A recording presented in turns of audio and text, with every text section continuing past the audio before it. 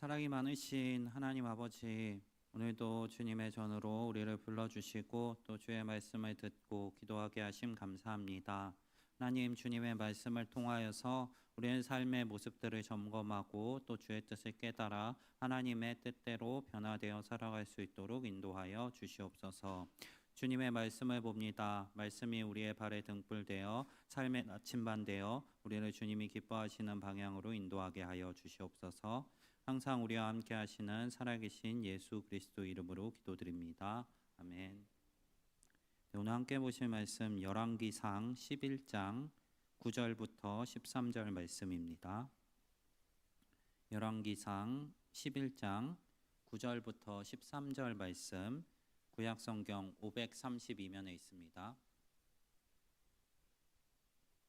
열왕기상 11장 9절부터 13절 말씀입니다. 한 절씩 교독하도록 하겠습니다.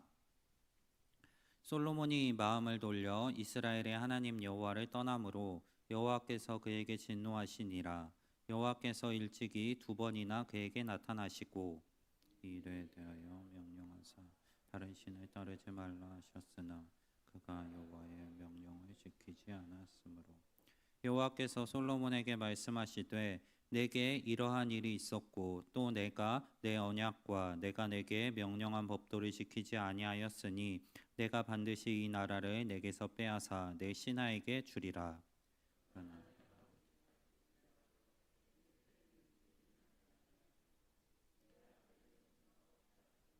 함께 보겠습니다.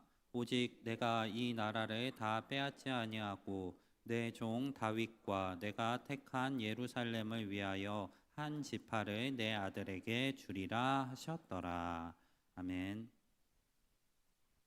네, 고대 철학자 아리스토텔레스는 덕이 무엇인지 설명하기 위해서 중용이라는 개념을 말했습니다. 여러 가지 덕이 있는데 그 각각의 덕목들은 과함과 부족함 사이에 중간에 있고 그것이 중용이라고 설명합니다. 예를 들면은 용기라는 덕이 있습니다. 이 용기는 무모함과 비겁함 사이에 위치한 덕입니다. 또 절제라는 덕이 있는데 이 절제는 방탕함과 무감각함 사이에 있다라는 식으로 설명을 합니다. 아리스토텔레스가 말한 이 중용은 실제로 우리의 삶에도 반드시 필요한 것입니다.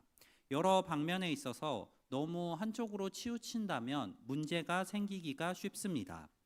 작년에 청년부에서 담임 목사님을 모시고 MBTI 특강을 했었습니다.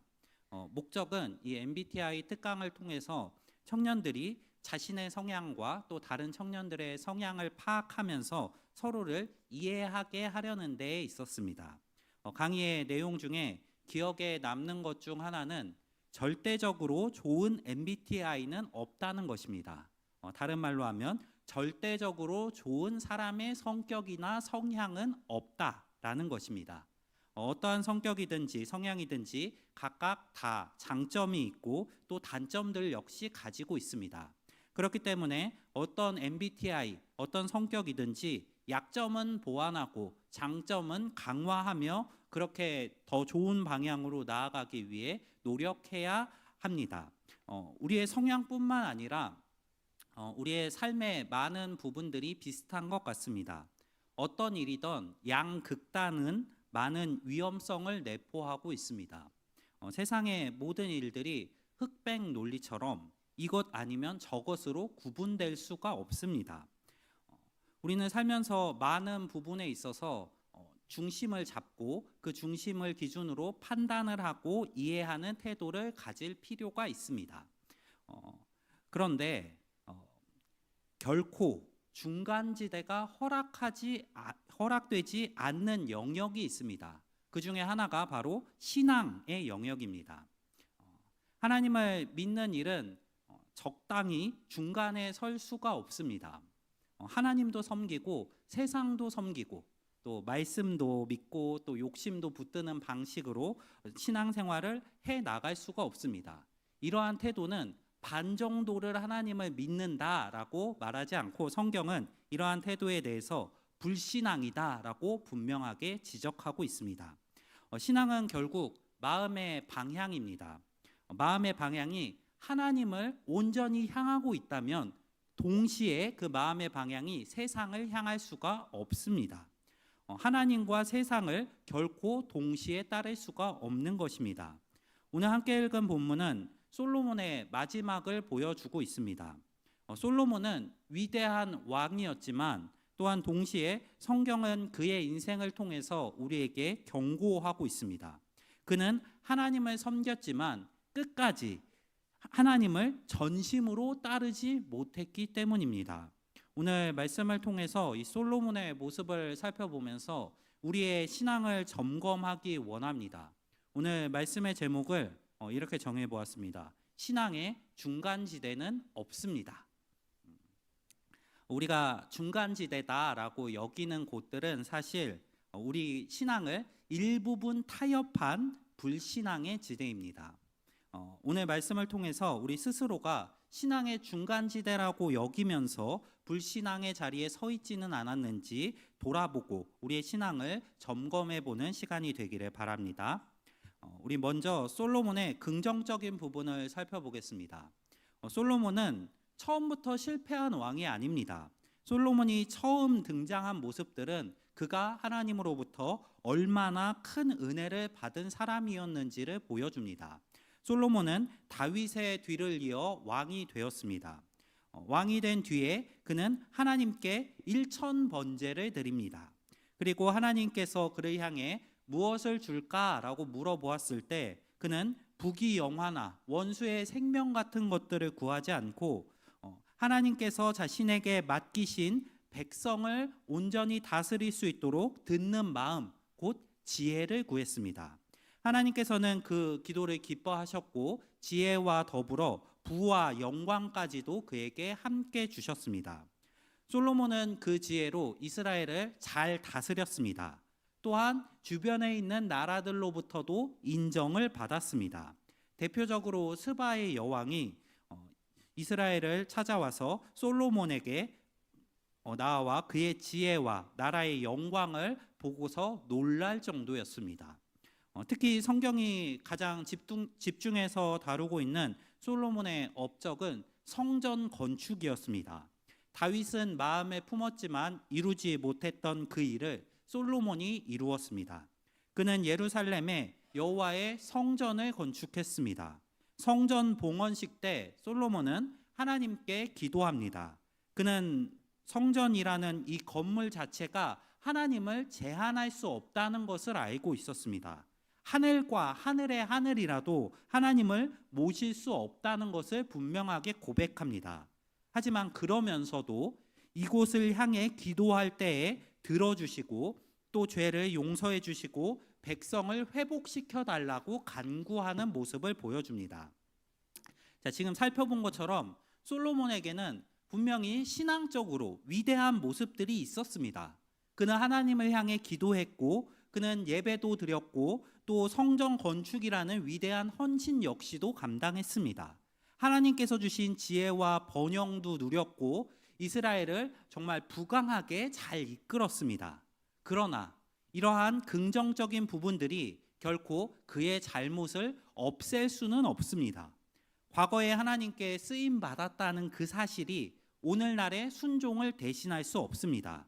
또한 과거에 은혜를 받았다는 그 사실이 오늘의 신앙을 보장해 주는 것도 아닙니다. 성전을 건축했다는 위험 역시 말씀에 불순종하고 있는 솔로몬의 잘못을 결코 덮어주지는 못합니다. 솔로몬은 분명히 위대한 왕이었지만 그는 다윗처럼 온전한 신앙생활을 하지는 못하였습니다. 오늘 함께 읽은 본문인 9절은 이렇게 말씀합니다. 솔로몬이 마음을 돌려 이스라엘의 하나님 여호와를 떠남으로 여호와께서 그에게 진노하시니라. 자, 잊지 말아야 할 것은 솔로몬이 오늘 말씀에서는 솔로몬이 여호와를 떠났다고 표현하지만 현실적으로 그의 모습을 봤을 때 솔로몬이 그렇다고 해서 하나님을 완전히 버린 것은 아니었습니다. 비록 그 이스라엘에 우상들이 들어오기는 시작했지만 여전히 그는 하나님을 향한 예배를 드리고 있었습니다. 하나님을 향한 예배의 형식도 가지고 있었고 하나님의 명령을 따라 건축했었던 성전 역시 아직 굳건합니다. 레위인과 제사장을 비롯한 종교적인 제도 역시 남아 있습니다. 솔로몬은 여전히 하나님 여호와를 붙들고 있습니다. 그런데 문제는 한 손으로는 하나님을 붙잡고 있으면서 다른 손으로는 우상과 이방 신들을 함께 붙잡고 있다는 것입니다. 솔로몬과 같이 솔로몬보다 더 연약한 우리들은 우리의 입장에서 본다면은 그럼에도 불구하고 솔로몬이 하나님을 놓지 않았다라고 평가해 주시기를 바랄 수 있지만 성경의 평가는 굉장히 단호합니다. 솔로몬이 마음을 완전히 돌렸고 그는 이스라엘의 하나님 여호와를 떠났다라고 평가하고 있습니다. 신명기 17장에 보면은 이스라엘 왕들이 지켜야 할 기준들이 나옵니다. 하나님께서는 이스라엘의 왕들이 세상의 왕들과 같아지지 않도록 그들이 어떻게 이스라엘 백성들을 통치하여야 될지 미리 가르쳐 주셨습니다. 신명기 17장 15절부터 17절 말씀을 보겠습니다. 말씀이 기니까 제가 읽어드리겠습니다. 반드시 내 하나님 여호와께서 택하신 자를 내 위에 왕으로 세울 것이며 내 위에 왕을 세우려면 내 형제 중에서 한 사람으로 할 것이요 내 형제 아닌 타국인을 내 위에 세우지 말 것이며 그는 병마를 많이 두지 말 것이요 병마를 많이 얻으려고 그 백성을 애굽으로 돌아가게 하지 말 것이니 이는 여호와께서 너희에게 이르시기를 너희가 이후에는 그 길로 다시 돌아가지 말 것이라 하셨음이며 그에게 아내를 많이 두어 그의 마음이 미혹되게 하지 말 것이며 자기를 위하여 은금을 많이 쌓지 말 것이니라. 네, 굉장히 길죠. 이거를 좀 간단하게 정리해 보았습니다. 띄워주세요. 첫 번째로 왕이 되기 위한 조건을 이렇게 명시합니다. 하나님이 택한 자, 곧 이스라엘 민족에 속한 자로 이방인은 왕이 될 수 없다라고 명시합니다. 그리고 세 가지 금지 항목을 둡니다. 병마를 많이 두지 말고 아내를 많이 두지 말고 은금을 많이 쌓지 말아라 라고 이야기합니다. 하나씩 좀 자세히 살펴보면 신명기 17장 16절에서 왕이 병마를 많이 두지 말라고 말씀합니다. 특별히 말을 많이 얻기 위해 애굽으로 돌아가지 말라라고 명령합니다. 말과 병거는 당시 군사력의 상징입니다. 군사력을 의지하지 말고 만군의 여호와를 의지하라는 가르침이 담긴 명령입니다. 그런데 열왕기상 10장 28절을 보면 솔로몬의 말들이 애굽에서 들여온 것이라고 기록합니다. 솔로몬은 병거와 마병도 많이 두었고 하나님께서 직접적으로 금지한 애굽에 가서 말들을 사오는 일까지도 벌이고 있습니다. 하나님께서 왕에게 경고하셨던 바로 그 길을 걷고 있는 것입니다. 또 신명기 17장 17절에 보면은 왕이 아내를 많이 두지 말라고 말씀하십니다. 이유 역시도 분명하게 이야기합니다. 그의 마음이 미혹되게 하지 말 것이라고 말씀하십니다. 아내를 많이 두는 것이 단순한 가정의 문제가 아닙니다. 당시 고대 왕실의 혼인은 정치적인 동맹과 직접적으로 연결되어 있습니다. 이방 여인들과 이방 국가들과 동맹을 맺고 이방 여인들과 결혼하는 그 상황이 이방 여인들이 이방의 신들을 데리고 올 위험성이 있기 때문에 하나님께서 금지시키신 것입니다. 그런데 열왕기상 11장 1절을 보면 이렇게 이야기합니다. 솔로몬 왕이 바로의 딸 외에 이방의 많은 여인을 사랑하였으니 결국 그 여인들이 솔로몬의 마음을 돌이켜서 다른 신들을 따르게 만들었습니다. 성경은 솔로몬의 문제가 단순히 감정적인 문제라고 이야기하지 않습니다. 하나님께서 금하신 길을 선택한 불순종의 문제라고 지적하고 있습니다. 마지막으로 신명기 17장 17절은 왕이 은금을 자기를 위하여 많이 쌓지 말라라고 말씀합니다. 그런데 열왕기상 10장 14절은 솔로몬에게 한 해 들어온 금의 무게가 666달란트였다고 말하고 또 열왕기상 10장 27절은 솔로몬 시대에 은을 돌같이 흔하게 만들었다라고 기록하고 있습니다. 자, 이 세 가지 금지 사항을 자세히 보면은 이 세 가지는 한편으로는 나라가 부강해지는 모습을 표현하는 표현이기도 합니다. 나라가 부강해져서 군사력이 강해지고 자본적으로 풍성해지고 또 다른 여러 나라들과 동맹을 맺으면서 나라가 부강해지는 모습을 보여주는 것처럼 보입니다. 겉으로만 본다면 엄청나게 나라가 번영하고 있는 것입니다. 그런데 말씀의 기준에서 보면은 지금 굉장히 위험한 상황 가운데 놓여 있는 것입니다. 하나님께서 신명기 17장을 통해서 금지하였던 모든 것을 행하고 있고 그 모든 것을 통해서 하나님을 의지하는 것이 아니라 다른 것들을 의지하고 있는 솔로몬의 모습이 나타나 보이기 때문입니다.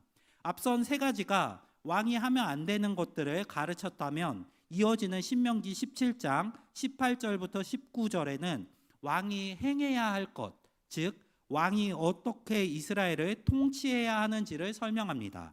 왕이 율법서를 가까이 두고 평생 읽으며 하나님 여호와 경외하기를 배우고 말씀을 지켜 행해야 한다라고 말씀합니다. 앞선 금지 사항들과 이 18절과 19절의 실천 사항을 종합해서 보면은 왕이 가장 중요하게 해야 할 일은 나라를 부강하게 만드는 것이 아닙니다. 왕이 해야 할 가장 중요한 일은 하나님을 경외하는 것, 말씀에 순종하는 데에 초점이 맞춰져 있습니다. 이러한 관점에서 오늘 본문을 다시 들여다보면 열왕기상 11장 11절에서 하나님은 솔로몬에게 이렇게 말씀하십니다. 내게 이러한 일이 있었고 또 내가 내 언약과 내가 내게 명령한 법도를 지키지 아니하였으니, 이것이 솔로몬을 향한 최종적인 평가입니다. 솔로몬의 실패를 드러내고 있는데 생각해 보면은 이 실패는 한순간에 일어난 일이 아닙니다. 그가 처음부터 하나님을 대놓고 버린 것이 아닙니다. 그는 하나님을 섬기는 모습을 여전히 어느 정도 가지고 있습니다. 그러나 동시에 말씀에서 어긋나는 것들을 하나씩 하나씩 허용하기 시작했습니다. 나라가 부강해지니까 이제 군대를 육성하기 위해 말들을 사옵니다. 또 나라가 강대해지니까 여러 자금들이 들어오고 그것들이 쌓이기 시작합니다. 나라가 주변 사람들로부터 인정을 받으니까 이제 또 동맹들을 맺어가면서 정치적 필요라는 이름으로 이방 여인들과의 관계도 늘어나기 시작합니다. 이러한 모든 것들이 처음 시작한 그 순간에는 문제가 아닌 것처럼 보일 수도 있었습니다. 하지만 신앙의 타협은 언제나 그렇게 시작합니다. 처음에는 아무것도 아닌 것 같은데 하나하나 타협하다 보면 그것이 정말 큰 문제로 발전하게 되는 것입니다. 처음부터 하나님을 믿지 않고 버리겠다고 말하는 사람은 많지 않습니다. 대부분은 이 정도는 괜찮겠지, 난 예배도 드리고 하나님께 기도도 하고 하니까 이 정도는 괜찮겠지 하는 마음에서 시작됩니다. 하지만 솔로몬의 삶은 우리에게 분명하게 경고하고 있습니다. 하나님을 완전히 부인하진 않더라도 다른 것을 향해 그 마음이 돌아가고 그 마음이 나눠진다면 결국에는 무너질 수밖에 없습니다. 예배의 자리에는 있어도 말씀에 불순종하는 영역에 계속해서 내가 남아 있다면은 신앙은 결국 무너질 수밖에 없습니다. 하나님도 섬기면서 이방 신도 섬길 수 없는 것처럼 하나님을 섬기면서 세상의 방식대로 세상의 가치를 쫓아서 살아갈 수 없습니다. 신앙에는 중간지대가 없습니다. 물론 이 표현이 모든 순간 믿음이 항상 완벽해야 한다라는 이야기는 아닙니다. 우리는 연약하기 때문에 넘어질 때도 있고 흔들리는 순간들이 분명히 있습니다. 하나님께서도 우리의 연약함을 알고 계십니다. 하지만 연약함과 타협은 전혀 다른 이야기입니다. 연약함으로 인해 우리는 실패하고 넘어질 수도 있지만 반드시 다시 하나님께 돌아가야 합니다. 타협은 넘어져 있는 그 자리에서 여기도 괜찮다고 합리화하는 것입니다. 나의 연약함을 합리화해 그 자리에 머무는 것입니다. 연약함은 죄를 아파하며 회개하지만 타협은 죄를 붙들고도 신앙생활에 문제가 없다고 말하는 것입니다. 우리 성도님들이 물론 연약하기에 넘어질 수는 있다고 생각됩니다. 힘드실 수도 있고 신앙생활을 가는 그 길이 너무나 지치실 수도 있을 것입니다. 하지만 결코 타협하지 않으시는 분들이 되시기를 바랍니다. 넘어진 그 자리에서 그대로 넘어져 있어도 괜찮다고 여기지 않으시기를 바랍니다. 내 삶에서 하나님의 뜻과 합당하지 않은 부분을 발견하셨다면 정당화하고 합리화하기에 앞서 그 잘못을 인정하고 다시 하나님께 돌이킬 수 있는 믿음이 우리 성도님들에게 있기를 간절히 소망합니다. 오늘 솔로몬은 하나님을 섬기는 모습과 세상의 방식을 함께 붙들었습니다. 성전도 있었고 지혜도 있었고 예배도 있었지만 그는 일상 속에서 하나님께서 금지하신 것들을, 그 거스르는 부분들을 타협하고 계속해서 붙들고 살아갔습니다. 오늘 우리의 삶도 여전히 마찬가지인 것 같습니다. 우리도 예배하고 찬양하고 기도한다고 해서 신앙생활이 완성되는 것이 아닙니다. 참된 신앙은 예배의 자리에서 시작되어서 또한 일상의 자리까지 계속해서 이어져야 합니다. 하나님을 경외하는 사람은 말씀을 듣는 데서 멈추지 않고 그 말씀을 통해서 내 삶을 계속해서 돌아보고 잘못된 부분을 점검하고 고치며 살아가야 합니다.